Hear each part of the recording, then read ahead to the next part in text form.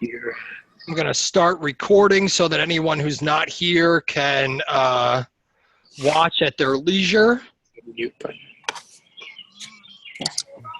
Hi, Joanne. To mute your audio.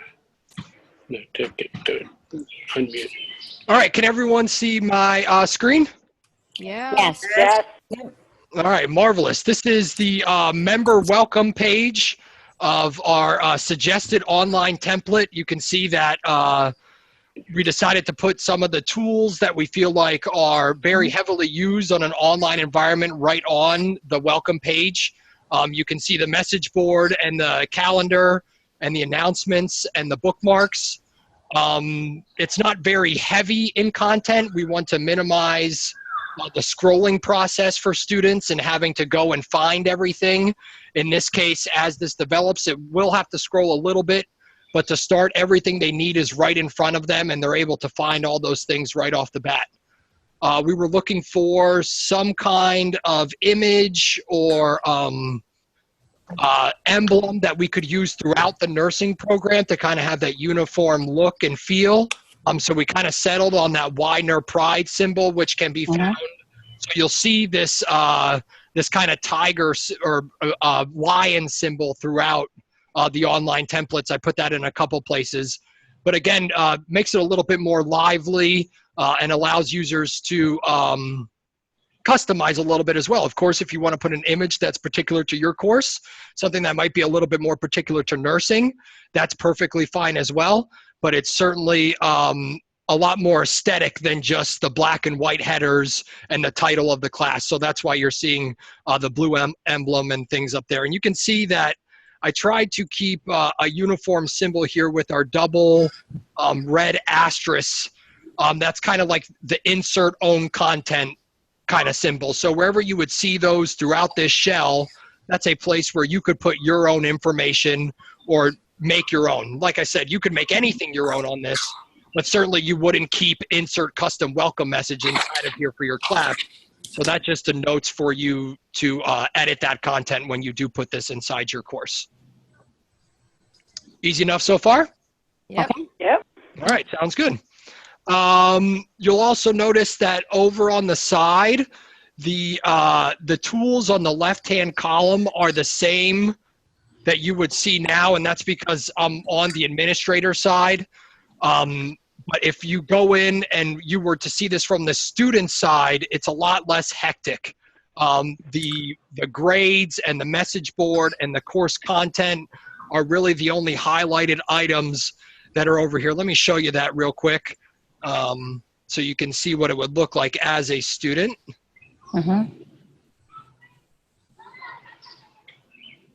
So you can see over here as a student that changes. There's no longer a whole lot of sub-menus. Those are still up top here, but those main areas where we would expect the students to spend a majority of their time and are now right on the left side of the screen in the navigation bar. So they're able to click right on those areas rather than going to search and find them. And again, all of those things can be edited. So if for some reason you don't use message board a lot, or you would rather have, say, the journal up there than message board, those things can be taken out and put back in, and all of those things, all of that can be done on the admin side with you being on the instructor side. You can set that up for as whatever you would want the students to see. Andrew, what's in my course content? We're going to get to that. That is a very heavily used area in this course shell, and that's something that some professors and instructors seem to use here on campus, but the My Course content shell is very useful when it's just an online learning environment. It's an outline of what's happening in the course, and we're going to take a look at that. I have some of that built, so we can see that as well. Let me get back into the front of the class here. You'll notice that I only added one other tab at the top besides the member welcome. These two are here by default, your public welcome and your member welcome. Your public welcome is automatically generated from your Campus Cruiser information, whatever you have in Campus Cruiser, your office hours, your phone number, your email, all that stuff automatically goes in the public welcome. And then I also put up at the top that certainly if you wanted to add something else or you want to take something else out, that's at your discretion, and you're certainly welcome to do that on the public welcome side. So besides the public welcome and member welcome, the only other tab I added was the Zoom and videos. A lot of us have the Zoom subscriptions, which we're using now, which I hope you are finding very awesome. Zoom does allow you to embed your Zoom room right into Campus Cruisers. So that's exactly what this is. So if you were to host a meeting for students, instead of them clicking on the link inside of their email or clicking on a link that you sent them or going to the Zoom site, they would be able to click on this hot link and it automatically launches their browser to open your Zoom room. So it's the same way you would use the doorknob to get into some of the other tools we use here on campus. It's kind of like the Zoom doorknob. They're able to use that hot link and go right into the Zoom classroom. I think that'd be very beneficial for those of us that are using Zoom on a regular basis. So that's in there as well. The only other thing I have on this page is just a YouTube video. I just grabbed a random video. And of course, if you are someone who has their lectures taped, or you have a narrated PowerPoint, or you would like them to view some external source, that media is always beneficial in an online learning community. So that's why I felt that the video should have their own separate place to be housed within this course shell. So that's why that is on its own separate tab there as well. Questions about the Zoom or videos tab? The videos tab, Andrews, like I've been using the HTML to put my videos on. So how's that compare with are they two different things or?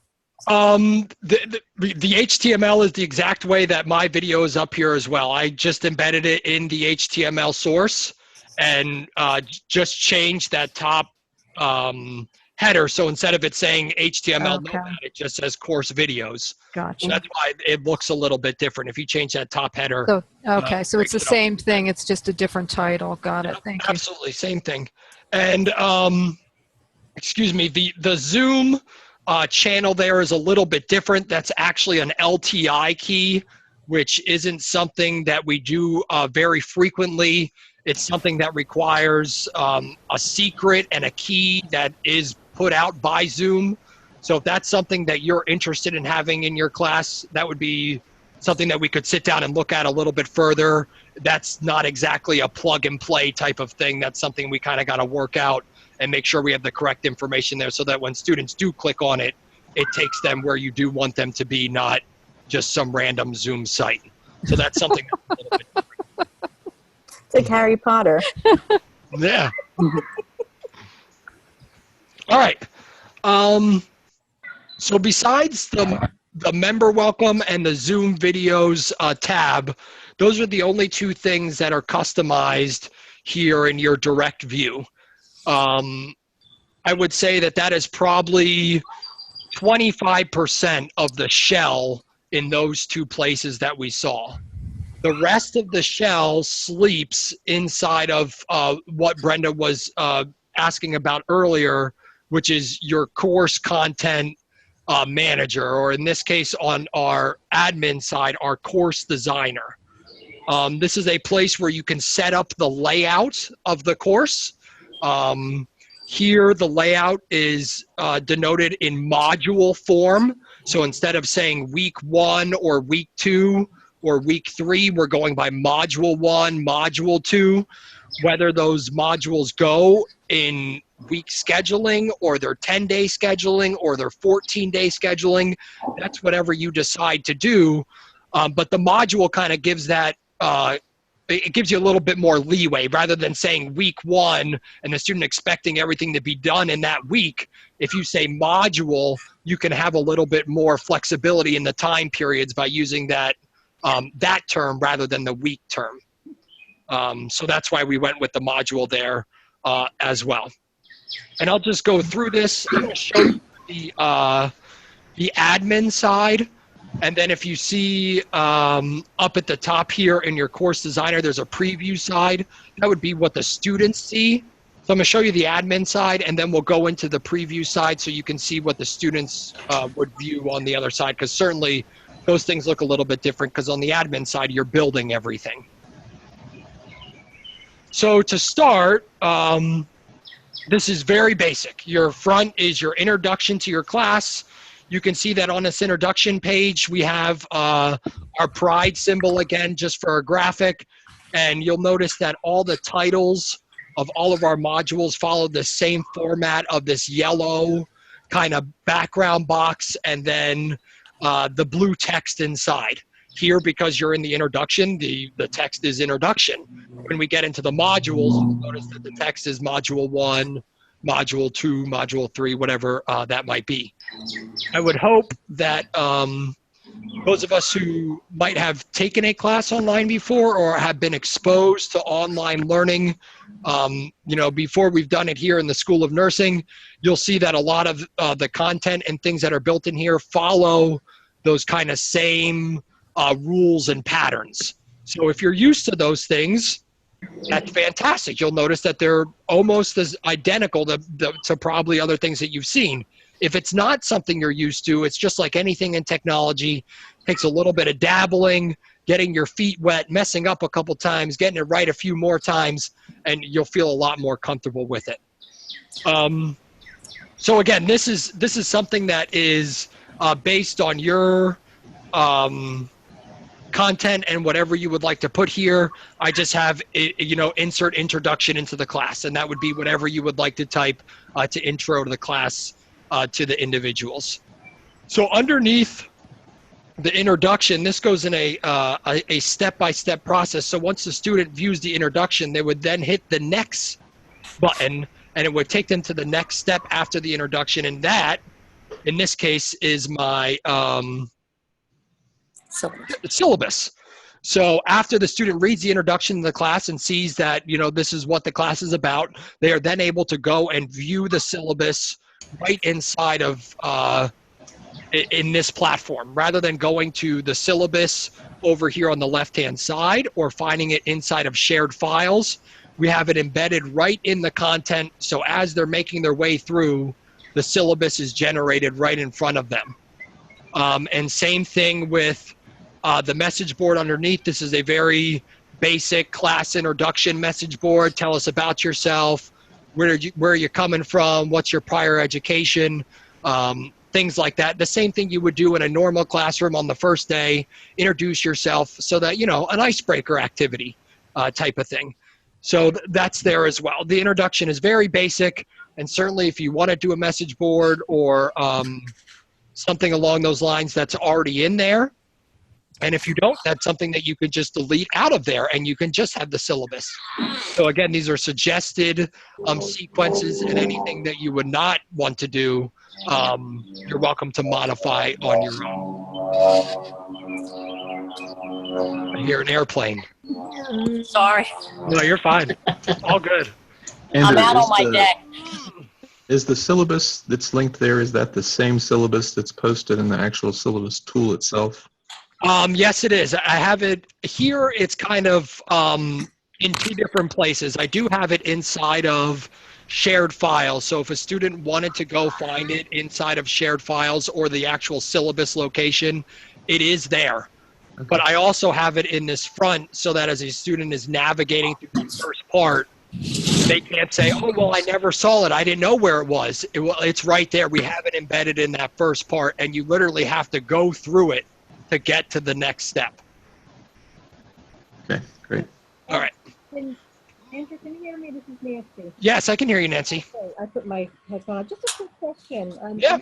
Before I used to teach, and before they could even access the syllabus, we used to have a little link where they had to kind of sign their academic honesty statement, so to speak. And I know we've talked about that already, the faculty, right, within these online courses, and, you know, how we assure who's doing the work and that kind of stuff. And I'm just wondering, do you have any knowledge, or anyone else maybe have access or have done that in, even before, once they read your introduction, where there's a little link that they have to somewhat sign, or, you know, click on just to say, yeah, that they accept those policies and they abide by that.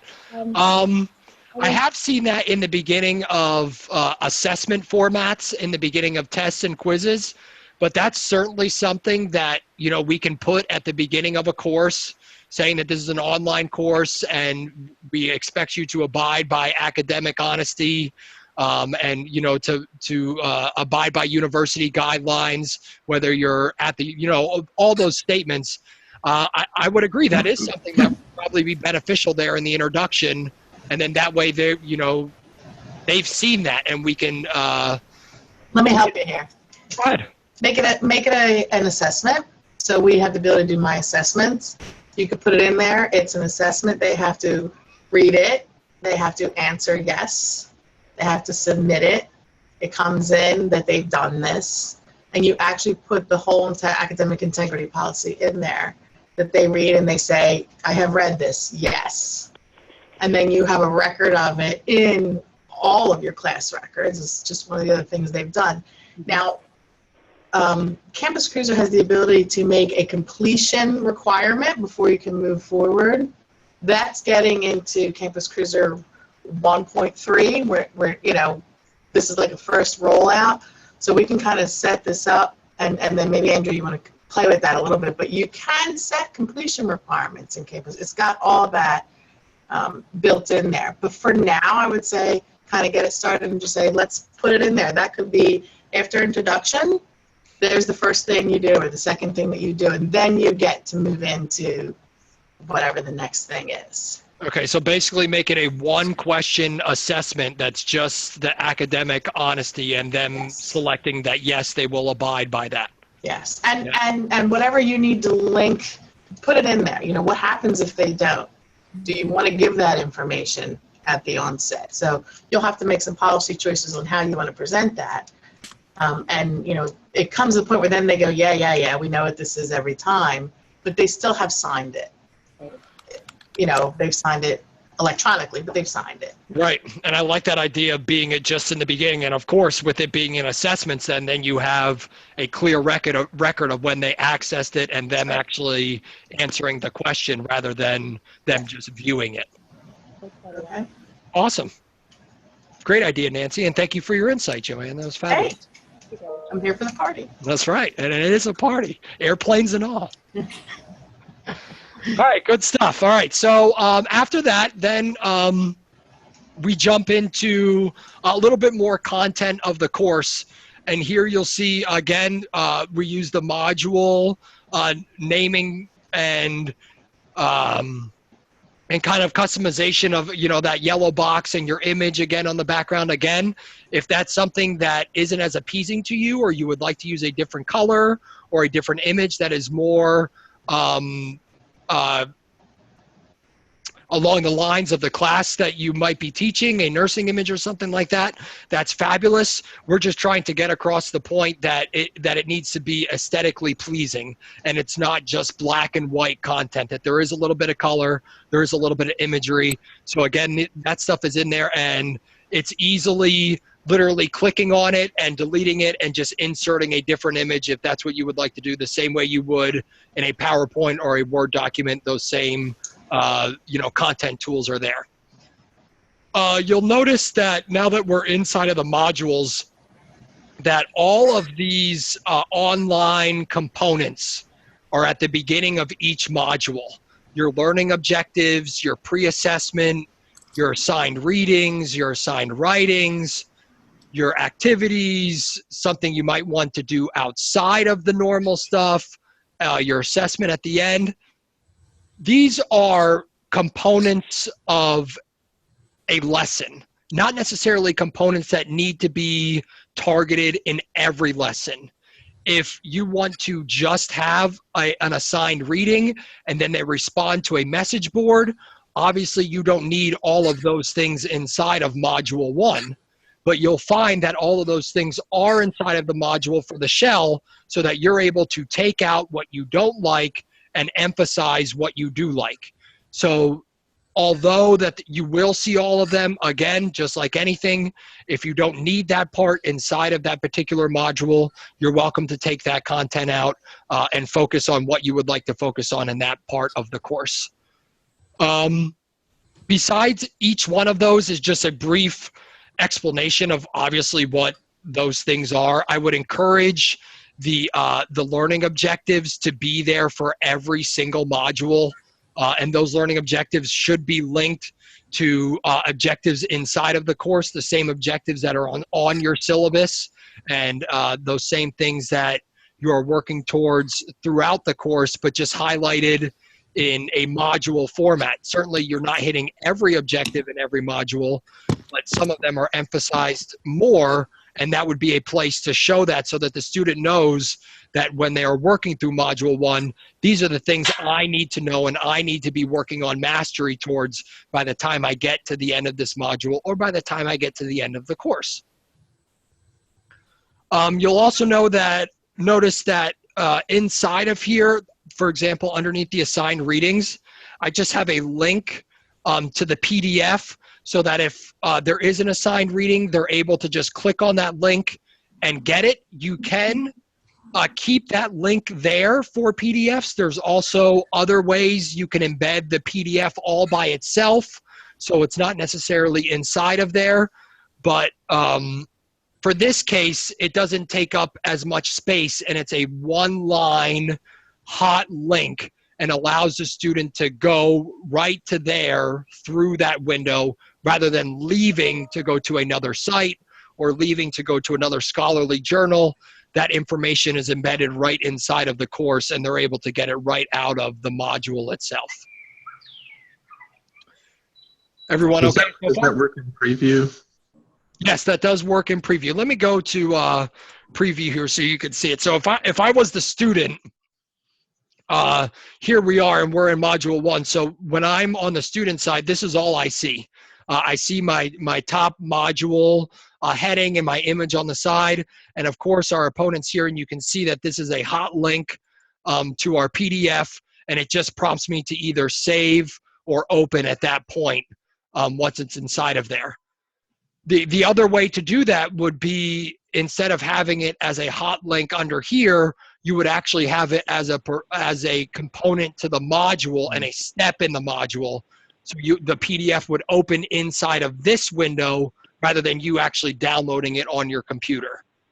And that depends on their settings. That depends on the student settings. Sometimes it could also prompt them to open on their computers. Right. So.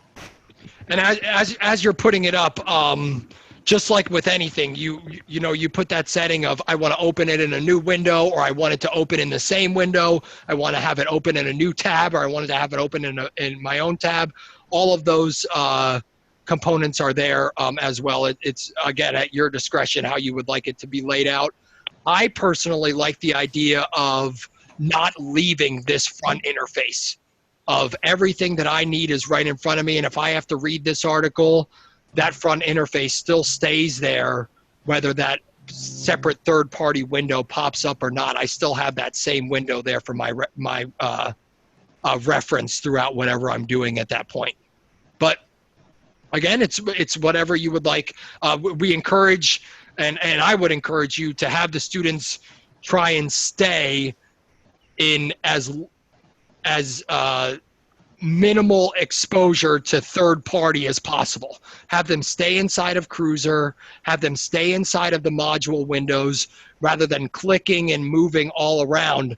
That's when things forget to get done, or things are late, or they can't find something correctly. If we kind of keep them in the same place, I think that will hone in on the completion of tasks and the actual progression through the units, rather than have them go in a whole bunch of different places.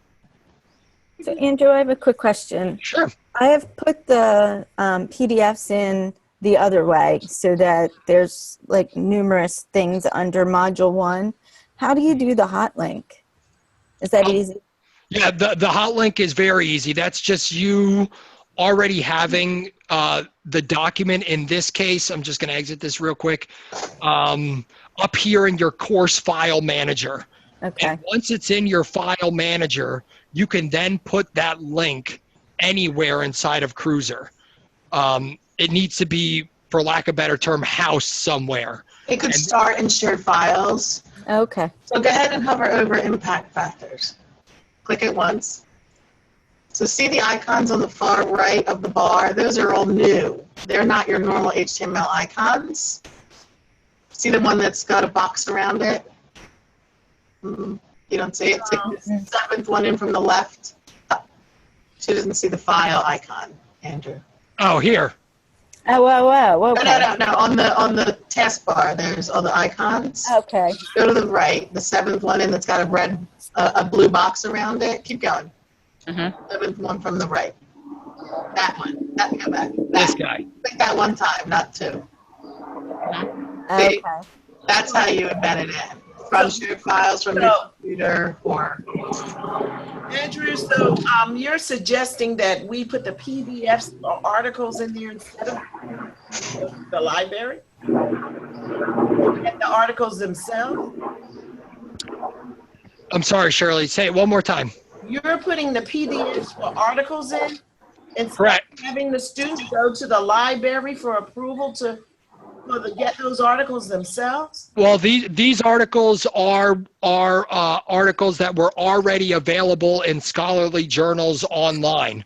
So certainly if you are requiring a certain piece of text for the students to read, that would be something you can put there. If you're requiring them to do research on a certain topic and you want them to go find the articles, then yes, that would be something they would go to the library for to get permission. So we don't have any problem with Nursing Outlook as a major journal with using their articles directly in the courses. I've always had students go to the library because we have access to it here online to get their own articles in terms of copyright laws. But you're saying we can do this? I don't see any reason why you wouldn't be able to do this, Joanne. Do you? It depends. I mean, if it's something that you I'll check with purchase, the library because I don't think we're supposed to do that unless they've changed it.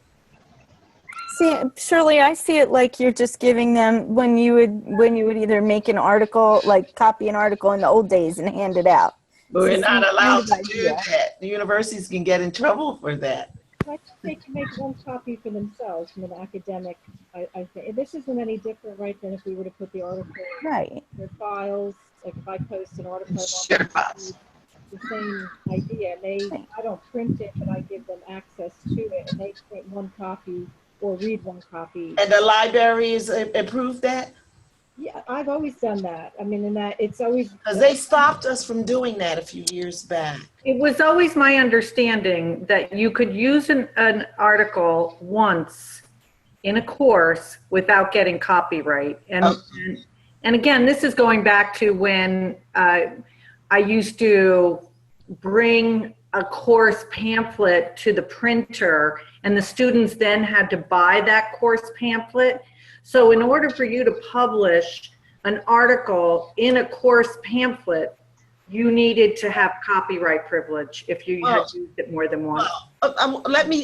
I'll check with the library first, because in Campus Cruiser, in Web Study, I always required the students to get to go to the library. They have it right in front of them.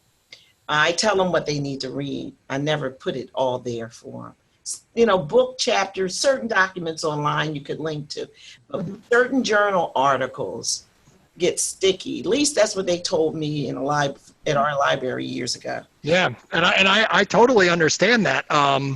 Again, I would be hesitant to put a library umbrella under there, because if you're talking about students who are nowhere near Widener, then if this is an online community, you kind of have to give them access to those articles, because they're not going to come to campus to use the library. No, our students have access to the library online. It means electronically.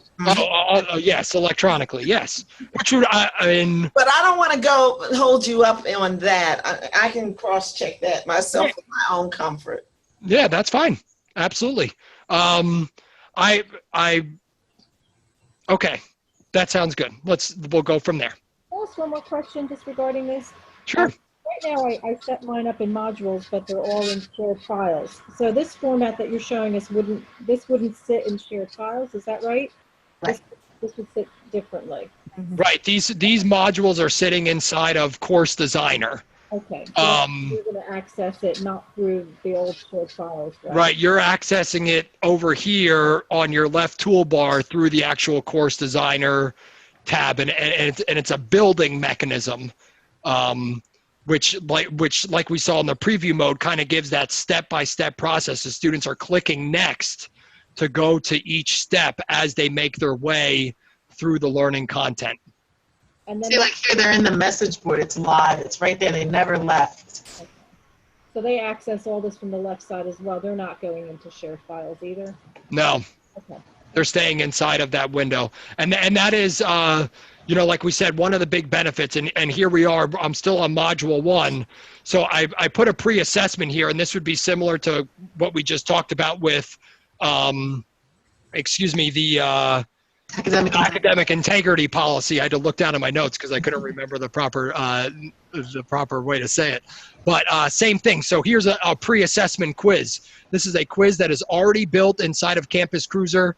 They're literally just starting the quiz, and it's popping up and allowing them to go through the content. It's graded because it's inside of Campus Cruiser, and it's inputted into your gradebook because it's inside of Campus Cruiser. So all of that data is correlated and collected because you have done the front end work rather than the back end work, which is usually a lot easier. So let me close that quiz. You see that inside of there. And same thing with the message board. This is just a simple message board topic. Again, an example of something you might have the students complete. Read an article and respond to the following questions. And again, they can go to the message board to complete this task, or as they're going through the actual course designer, they can go through and answer that message board and reply to the message board right inside of that window. Both of those things can be done. But certainly for someone who's sitting down and might say, tonight I'm going to get module 1 done. Sitting down and going through the 3 steps of module 1 and seeing them on the left-hand side, I would assume is a lot less overwhelming than searching for the content and searching for the correct message board and finding the correct article. We're giving them the path rather than we're letting them follow the path rather than just handing them the map. We're leading them down, and we're showing them step by step, this is where you need to go next. This is what needs to be done next. And then, it kind of clears up those misconceptions and all those emails at the end of, I don't know where this is, or I couldn't find this, or I didn't know we were supposed to do that. I didn't know when this was due. All of this is set up in a sequential manner for them, if that makes sense. You know what, too, Andrew, the nice part about this that my students have liked is that it tells them if they're 100% done or if they're only like 50% done. And so that they can see their how they're moving, how they're progressing along, which right.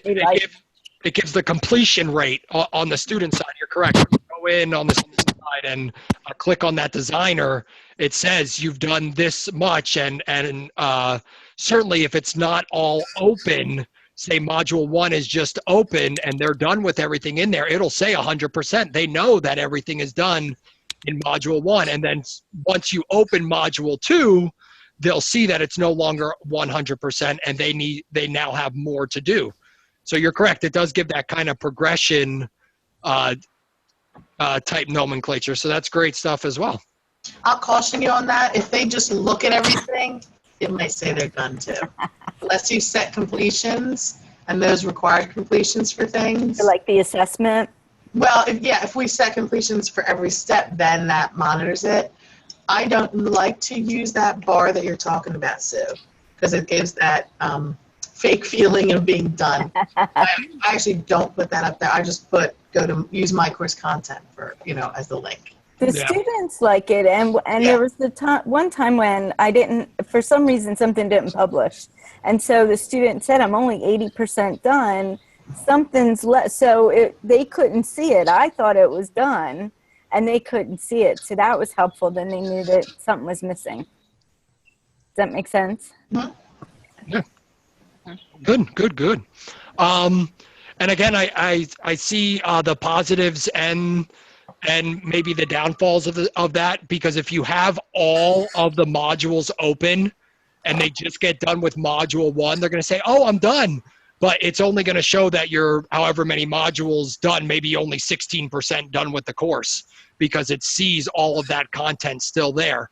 If you, the same way we do with assessments and some of those things, you set completion dates and you set due dates. If you do that for modules and they open on a certain period of time and close on a certain period of time, then that affects that progression bar as well. All right, easy enough? All right, so that's module 1. Besides message board, inside of there, I just have an example of an assignment, and here the students are just submitting their assignment through Turnitin, whether that's a paper or a reflection on a certain topic, whatever that might be. We do have Turnitin settings, and then of course we have just the regular Campus Cruiser submission. If you are requiring students to cite content, which is probably 95% of what they're doing, I would suggest that you use the Turnitin, because it gives you the originality report and you can check for those plagiarism things. If you have them submitting something like a PowerPoint or a poster or something like that, then obviously Turnitin might not be the best way for submission. Just turning on Campus Cruiser submission so that they're just able to upload it to you might be better. So depending on what they're actually submitting, those settings can be done as a whole for the whole class, or for individual assignments, they can be Turnitin or just regular Campus Cruiser submission. Current Turnitin settings, which I have no control over, but I feel that they work this way, are if it's a multi-part assignment, you have to say part 1 is one assignment, part 2 is another assignment, because the current Turnitin settings administratively set are that you can only submit one thing. But while you used to be able to submit multiple pieces, say, I want the PowerPoint, plus I want your backup documentation, and I want your, citations. That would be 3 things you could upload into Campus Cruiser. In Turnitin, you can only do 1. So 1 assignment is the citation, 1 assignment is the PowerPoint. Complicated, no control, it's just what I'm living through. Yeah. I hear you're the Turnitin administrator these days. Congratulations. No, I am not. Okay, thus noted. I won't come to you with my Turnitin questions then. All right, so outside of Module 1, you'll see that, again, I'm out of the student view. I'm back in the builder side, the designer side. You'll see the little symbols that are on the side of our pre-assessment, our message board, and our assignment. That all depends on what you tell Cruiser to do with that particular section of the course. So because here our pre-assessment was an actual assessment inside of Cruiser, it kind of gave it that clipboard symbol. And because our message board was an actual message board inside of Cruiser, it gave, well, in this case, it looks like a different clipboard. It looks like the hinge just a little bit bigger at the top. And the assignment is actually something with a pencil. So those symbols are there, and depending on what you tell Cruiser to do in that particular place, that's the symbol that's created. I'll show you that part. I have some of that in Module 3 where I haven't told Cruiser what to do, so you can see a little bit more of the front end settings rather than something that's already been created. So besides the assessment, the message board, and the assignment, inside of Module 2, I have things that are very similar. Again, your Module 2 homepage with your title and your graphic and your different components that could be inside of the module, whatever they might be, can be customized to whatever you would like to see. And you'll see that I put customize inside of there. Please, when you do your own, take the word customize out so the students don't think that they're changing it to whatever they want. Take those words out so that it just gives you the original bold type of your learning objectives, your pre-assessment, your assigned reading, things like that. I do have some overlap in here. Your assignment 2, again, is just a PDF file. That's just an article that is uploaded inside of the file manager. So as the students go through, that article would just pop up. And I can go there to show you that. This one, is a little different than the first one we saw. As opposed to having it as a link and it prompting for you to either open or save, this one is actually the article inside of the course playback. So what the students see, instead of it being them downloading on the computer, they actually see the article inside of the window. So Daryl asked about that, is that the way we do it? You can do that in both ways. Here's the example of the second way. You can actually see the article and it opens inside of the online Adobe PDF version there. And then they can always download the same way you would download anything with your download arrow up here up top, and print as well. It still gives them all the functions that they would have as they would opening it inside of Adobe on their desktop. So it occurs in both ways there. So we also have another message board inside of here. And again, the message board is just inside of the playback window. And here is a website review. This works the same way as an article. You can either put this as a third-party link where it opens in a different window inside of your browser, or you can put it in the same way we put the article that we just saw, so the web page shows up directly in front of them. That is great for something that you want someone to maybe take a quick look at. But if you would want a student to navigate around the web page and go to different places and be able to scroll through, you can see that when you're inside of this, your viewing is minimized to just this window. So if you have them going to an external web page, there's a lot of other content up here that the students wouldn't get a full array or view of if they weren't opening it inside of their own browser. So that's something to think about as you're designing. What do you want them to see? Do you want them to just see that top portion and look at the website? Or do you want them to explore these different research places and about places? It might be more beneficial for that website to open inside of another window as opposed to just inside of the Campus Cruiser window. Does that make sense? Anybody? Yes. All right, good, marvelous, good, okay.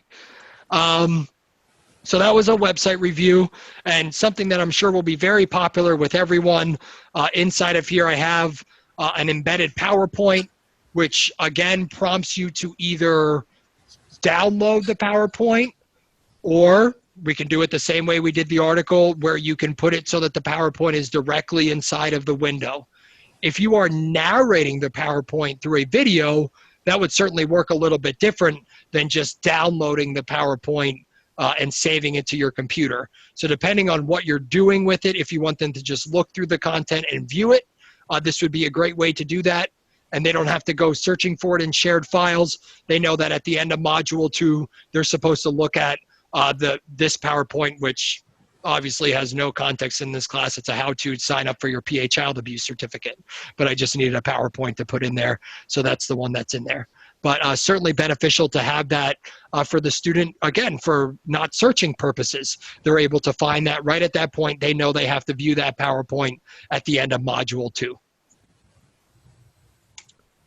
Okay, so Introduction, Module 1, and Module 2 are all things that were built already. Module 3, again, has this front module look to it and your different aesthetics, as well as your different components of an online lesson. But you'll notice that my symbols are different over here in my designer. I don't have clipboards yet, or the PowerPoint symbol, or an HTML notepad. They're just kind of this swivel dotted line in the middle. And that's because I haven't told Cruiser what to do with these yet. So even though I have this named as Message Board 3, this is what you see on the front end. You need to literally tell Cruiser that Message Board 3 is a topic inside of Message Board, and then you need to choose the topic for them to respond to. Now, if you already have the topics chosen, you can literally just highlight the bubble and say, I want them to respond to this topic. If you don't have it already created, you would just go up to the second tab and choose add topic, and you can add it right from this building session rather than going back into message board and adding it there. As you're designing, you can build it inside of the designer as well. So that would be telling Cruiser that I want a message board there. And same thing, my quiz 1, it doesn't know what I want it to do, even though I have the name quiz 1. I have to tell Cruiser that I want quiz 1 to be an assessment. And same thing with your message board. If the assessment is already built, you can choose it. What you cannot do is build the assessment inside of this window. The assessment needs to be built on the back end inside of the assessment editor, and then you're able to choose that inside of module 3, I want quiz 1 to launch at that point. So the building is something that certainly takes a little bit of time to get used to. You can see that I only have 3 modules here at this time, and certainly I would imagine that your class is going to be more than 3 modules.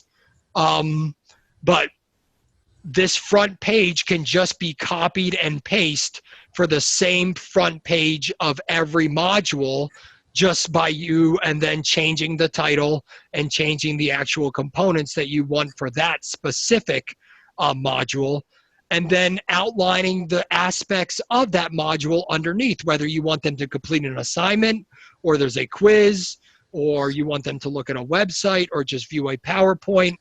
I didn't want to go through and build all of that because I know not everyone is going to do the same thing.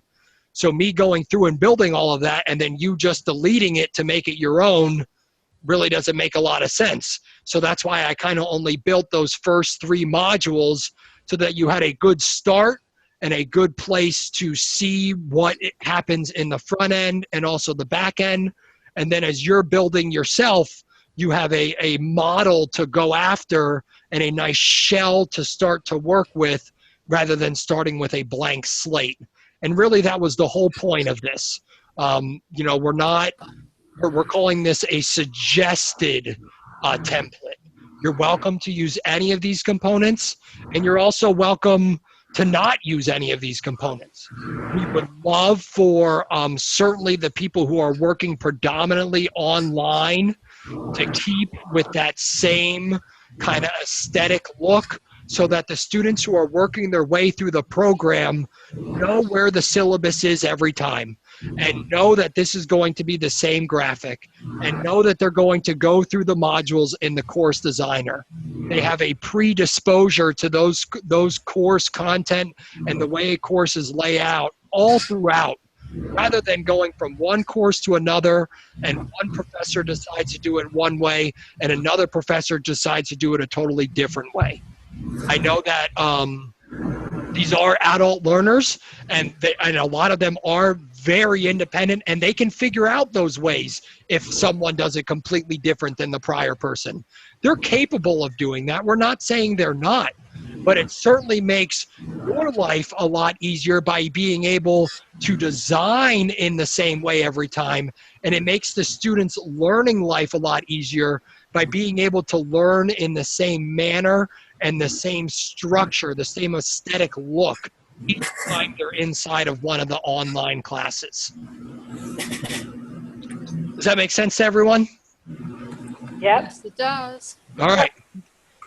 So what I'm going to do is pause for a moment, because I'm sure some people might have questions that they haven't gotten to said, because obviously I love to talk, so I've been talking a very long time. We have answered some questions. If you have other questions, that's great. This has all been taped, so I will put this up on inside of the instructional technology page on the nursing side, so that you can go back to view. And I'm also going to send out a very, very short Google survey that is just going to be an open-ended, literally box where you can type any reflections, any comments, any things you thought looked really well, any things you thought we might need to improve, rather than, you know, passing in the hallway or, oh man, I wanted to say that, I didn't get a chance. This gives you a opportunity to digest the content, even view the video and go around and poke around a little bit, because all of you will have access to this course shell. At the end of the video, you're able to go in on the administrator side and see all of this and play around with it. You cannot, well, you can mess it up if you delete stuff, but I have a solid backup somewhere. So if for some reason something does go wrong and a module is lost, I can always go back and edit that. So please go in and explore, go in and mess around with that course designer, because that's something that takes a little bit of time to get used to, and make it your own. And you know, and feel pride in that, because this is something that takes time and takes a lot of energy. But once it is built on the front end, you will find that just like any of you that dump those classes in from semester to semester, it's a whole lot easier to start a fall semester when you have to go in and just change dates and just change some content rather than building all the way from scratch. So certainly the export import function here is going to be very beneficial when it comes to the online format as well. Andrew, this is Donna. I have a question. Sure, Donna. So the courses that we've already just been using, say message board or journaling, will they be able to be imported into this shell without having to be like retyped? Do you know what I mean? Absolutely. When you do your class import, I know that when we do import, a lot of us choose to import all, and we choose to bring everything that's over. So here, when you would do the import for just the course shell, you can just import the course designer and the welcome page, and then you would do a separate import of your content, and that would put in your message board, your syllabus, your assignments, and then you're able to link that stuff inside of Course Designer because your content has been imported as well. So instead of just one foul swoop import of just your class, it's going to be a foul swoop and a foul swoop. It's, you know, it's a little bit less with just the member welcome and the course designer, and then you plug in your own stuff. Right. Okay. And I will not be able to easily import web study, will I? No. Shirley, unfortunately, that is the case. Your web study stuff is going to have to be built inside of Cruiser. There is no import export from web study to Campus Cruiser. But like we discussed earlier, I have no problem helping you with that and finding the correct place to put those things, and deciding the correct way to build that so that it is, you know, not just literally putting it in there. It's put in there in a meaningful fashion so that the learning takes place in the way you want it to, the same way it did. It's set up almost exactly like this, so that's why it was. Yeah, it would be great if we could do that.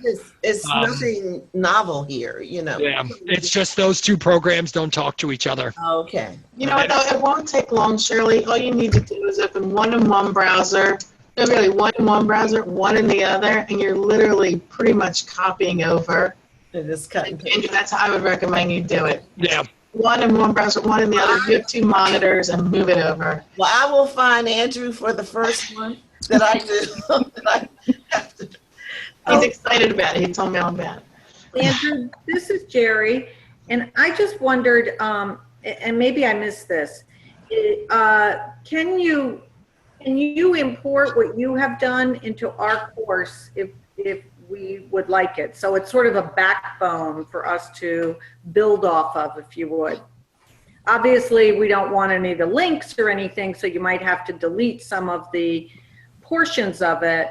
But, you know, and I have done this, you know, with a couple of courses that I'm not teaching anymore. So I have I have some of it there, but there's some things that, like even the lion thing, to import that might be quite cumbersome for me. And if I could have that backbone already, it would be helpful. Yeah, absolutely. You're right. The products or what we have saw today can be put overlapped right into your course. It's a matter of when you do an import, it's a matter of choosing exactly what you're importing.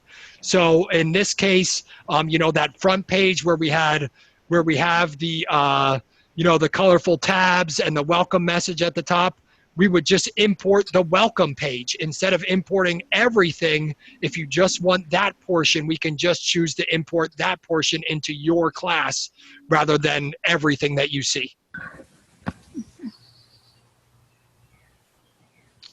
Easy enough? Okay, thanks. So we would just contact you for our course. Yeah, and I have access to all the courses. You're certainly welcome to do the import and choose the import. If you don't feel comfortable doing that, I can certainly go in and import, the welcome page and the different aspects that you would like in there. That's not something that takes very long and something that I can do in a couple clicks. So I would be happy to do that for you, Jerry. That's no problem. Okay, great. Thanks. And we have access to your course, to this course. So that's what Andrew's saying about importing, is that you can just go into this course, which is a sandbox course, and just pull it all over. Okay. So, but I don't see this in my list of classes. Because he didn't give it access to it yet. So he's going to give us access. Okay. Right. When you're in your term, you're not in the right term to see. Yeah, when you're in your courses on Campus Cruiser, it defaults to the current term, which in this case would be your your summer semesters at this time. But there's a drag down menu there, and I think it's like 5th or 6th from the bottom is a hold, HOLD in capital letters, and that's where you're going to find this. Sorry. You're fine. Right now, Oh my God. it's not there, but it will be there, and I will name it something so that you know what it is. Nursing online template, so that when you click on it, you go in and you see that directly there. Okay, that would be great. Yep. I have another question. I just want to make sure Paula and Shirley aren't linked. Is there a reason why I'm identified as Shirley and Paula? When you signed in, did it have you type your name, or you signed in under your Zoom account? I just signed in straight from Zoom. Yeah. Saying Paula and Shirley and Paula. I I'm see that. just hoping we're not using the same account with that large FNP program. No, you're not using the same account. You both have separate accounts. I'm not sure. Someone had to name it Shirley and Paula. Okay, fine. That's fine. Long as, we won't have. No, you both have separate accounts. I was wondering where she was. I'm looking for her. Yeah. I don't want to compete with them for time. All right. Can I add something, Andrew? Yes, absolutely. Please. So when you build the modules, a couple of things. So you want to name that module. So, he put module 1, but be very specific on what module 1 is. Module 1 dash whatever it is. Right. Because it's meaningful clearly to them and to you. The other thing is you're going to be publishing each of these modules as you go along. One of the things that I keep is a module, let's say, or a section, a unit, and I call it teacher notes or faculty notes, and I never publish it. It lives in draft mode forever. It's at the very top, and it's where I keep all of my notes all during my teaching time, because then at the end of the semester, I am not looking everywhere for my notes where I say, I really wish I had done this way, or maybe next time I'll flip these two, pieces of content. And I keep all my notes there in Course Designer. You have a space that it all lives in one place. And, you can say, this module, I had this set, and I thought this was going to be done in a week, and this ended up being a 2-week module. So something like that. So all I do is I open it up, they call it teaching notes, and I open an HTML notepad, and I just type. Every time I think of something, And it just stays Oh, there. dear. it's there. Yeah, Okay. it's a little reflection piece. I like that. That never goes away. So, and it follows me when I roll it to the next semester. It came with me. Right, Or something you might not want to do the next time. right. Whatever it is, yeah, it's just your notes, right? You know, that you have books full of them. That you can find there. Yeah. Yeah. I also would consider you creating, or maybe Andrew, you want to do this, you need to create something like how you're going to navigate this course short video for students. That was always there, right? It's always that kind of like, oh, this is a little different. And you can walk them through what modules and what that means for them. Okay. I wondered if you had some kind of PDF that goes to students before the course. In Web Study, I had a PDF that told them everything they could expect. Do you have anything of that nature? I currently do not have anything of that nature, but I am not against creating something that is some sort of an outline or guide of these are the aspects we're going to use. These are the things you need to be looking for. And I can create that with screenshots so that they have something to reference to. I have no problem doing that if you feel like that would be something that is useful. You can make that a separate tab or part of the welcome itself. Right. It just rolls with the class rather than a document. Absolutely. It's not dynamic anymore. I think, I'm sorry. I just wanted to tell Julianne, I don't know if it's happening for all of us, but there's a lot of static in your microphone that I'm not hearing with Andrew or with Shirley or with Ann. So I just wanted to let you know in case you didn't realize that. I'm in the basement of the library. Yeah. Thank you. So I think the other things to think about in that section that you're talking about building is things like how to get to the library, all those kinds of questions that students who are not on campus would need to know. And that I think would be, kind of like almost the community section of the Engage. So this is how you get to this. If you need to get your ID or whatever, this is where you get it from, with links like those kinds of things. That would be really, really helpful. So you're talking about developing FAQs for the frequently asked questions. Yeah. For students. Right. That would be helpful. And then you could embed a link to the the nursing office page, and the faculty could actually, if it's a DNP, could direct them to the DNP office page, which would have all the forms they need and that kind of thing. And I don't have to put them all in the course anymore. Mm-hmm. Yeah. Okay. Creating a community page just like Engage has, and kind of off of what you're saying, where all of the online students across programs could communicate, so that maybe we would encourage, someone to even continue on. Wiley's been talking about that one main separate from the courses, right? That community. Do we have that ability in Campus Cruiser to do something like a standalone, and however we structure it, would there be some value in allowing the students to communicate across programs? A committee page, you mean? Yeah, something like that, Joan. They have like kind of, I know, a channel. Yeah, can come on. So if they're in the DMP or they're in, leadership or education, whatever, whatever of our programs, and where you could include some of the like how-to sort of stuff that would go across whatever program they're in if they're using the, template. I don't know. Is there a value to that of having something else that they're linked to where they can also communicate? Yeah. I think one problem with the committee page is going to be that you have to populate the list all the time. Yeah. So, the administration of something like that is going to be a little bit troublesome, and somebody's got to take responsibility for that. But I think it is a good idea, Nancy. I don't see it as a committee page being the right.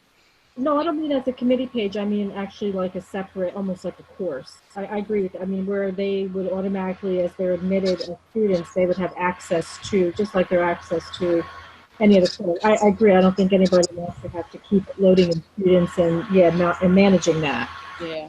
But is there a forum, so to speak, I guess? And I don't know if that exists or not in Campus Cruiser, but kind of like what Wiley was talking about, where they're starting to do for nursing, where they're going to have that community, which is separate, separate from the course, but where everybody can access and you automatically get rights to it as a student. That's a committee. That's a committee is what it is. It's part of their portal. It's a community space where there's a message board and bookmarks. And you could set a tab to go to a place. You could also make it one of the bookmarks. So when you put bookmarks in a class, you shouldn't just kind of load bookmarks. They should be in categories. So you could have a channel that's bookmarks that are categories related to being in the program. And then those links can feed out too. So again, though, who's going to maintain all of that? Well, I don't know if anyone else has a committee page for your advisees, but I do. I have 70 advisees, and I keep, I add them in when they're admitted, and there's maybe 3 or 4 a semester, so it's not a huge, and they're there for 2 or 3 years.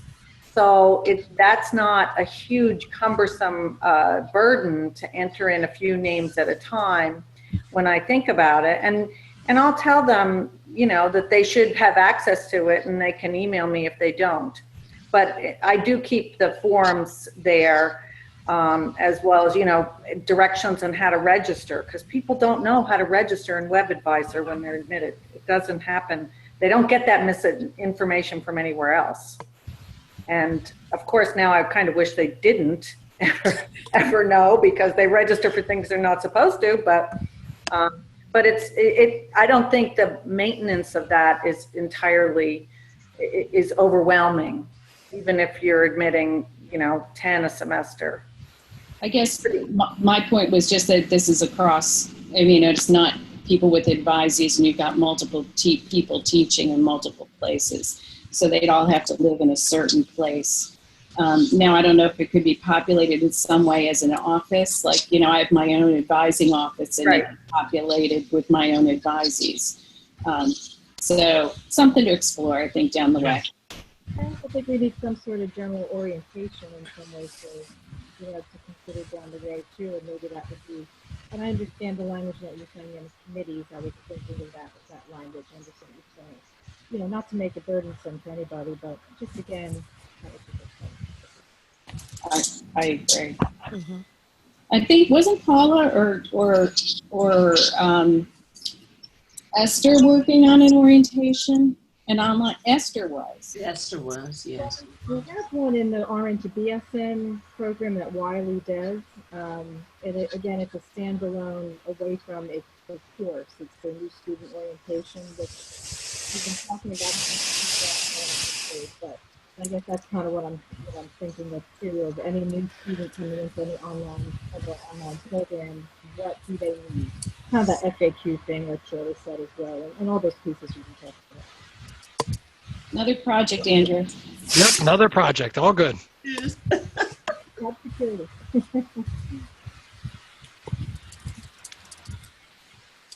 right, anybody else? This is great. Thanks for all your hard work. Yeah, absolutely. Like I said, I will put this in a separate location underneath the hold courses and give everyone access to it so that you can go in and do what you would like. If you would like to add modules or modify what's in there, please create your own separate hold course.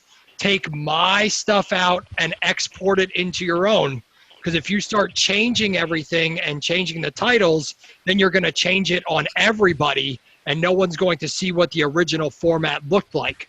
So even though you'll have access to it and you'll be able to see all this stuff, if you plan on changing it or starting to explore, please dump it into your own separate hold course so that you're able to modify the original content. Does that make sense? Yep. All right. And I will. And I don't know if everybody's aware, but you can lock a class now so students don't see it. Mm-hmm. Are you aware of that, everyone? Love that. Yeah, I brought that back to them. I'll learn it. All right, I will have everyone in there, and like I said, I'll send out a very quick, open-ended kind of forum type thing. If you have anything else you would like to say or anything you would like to reflect on, it'll be completely anonymous, so I don't need names or times or anything like that. Just put in your thoughts and what went well, what you thought could have been a little bit better, anything like that, or nothing at all. That's perfectly fine. I just want to give the opportunity for anyone who didn't have a chance to reflect, or maybe some who weren't able to view the first time might view the video and then have questions afterwards. That way we have that documentation, and I can see what those people are saying after that. So as long as no one else has anything, we are good to go. And thank you so much for joining me today. I really appreciate it. Thanks. Thank you, Andrew. Thank you, Andrew. Bye, Good job. everyone. See ya. There you go. Adios. Bye.